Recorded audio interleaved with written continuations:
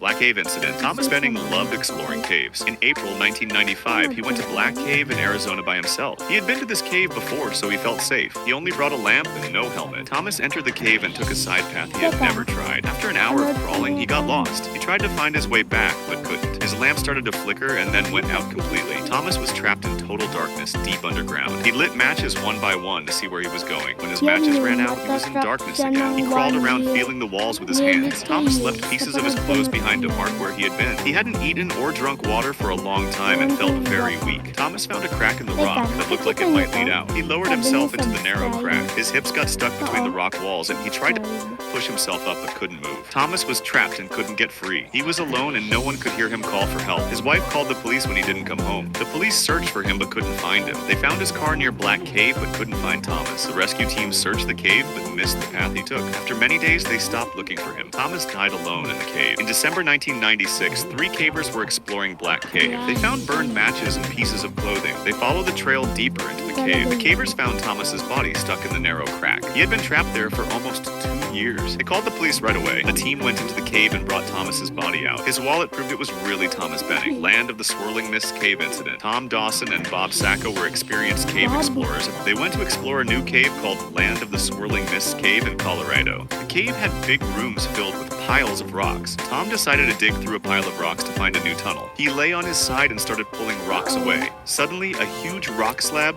fell from the ceiling. The heavy rock slab landed on top of Tom and trapped him. The rock broke several of Tom's ribs and his left shoulder was badly hurt and he couldn't move it. Tom was pinned to the cave floor and couldn't breathe well. Bob heard Tom crying in pain and started digging to help him. As Bob removed rocks, the slab pressed down harder on Tom. The rock slab shifted and hit Tom's head. His helmet was pinned under the heavy rock.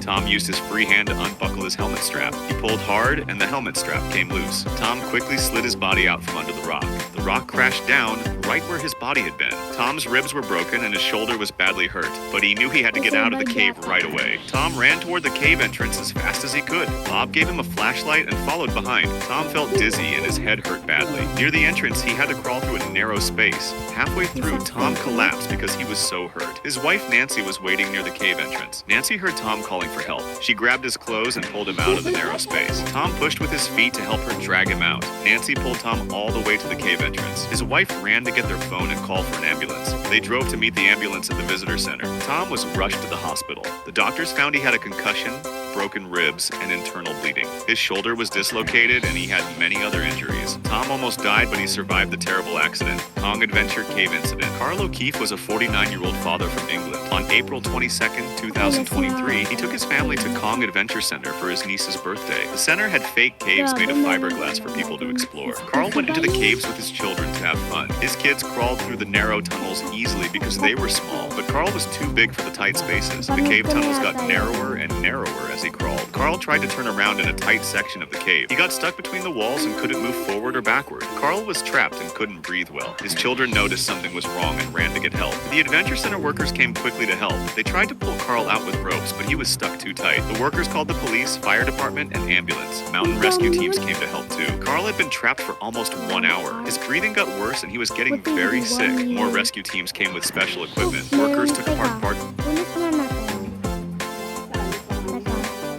Called the police, fire department, and ambulance. Mountain rescue teams came to help too. Carl had been trapped for almost 1 hour. His breathing got worse and he was getting very sick. More rescue... Ayan o, teka. Ano to? Minetrap pickaxe and minetrap shovel. Stone tools sila. Teams came with special equipment. Workers took apart parts of the climbing wall to reach Carl better. After 4 hours and 7 minutes, they finally freed Carl from the cave. Carl was not breathing and looked very bad. They rushed him to the hospital right away. Carl was in the hospital for 10 days in very serious condition. His family stayed with him and hoped he would get better, but Carl's injuries were too serious. On May 2nd, 2023, Carl died from his injuries. Okay. Bye.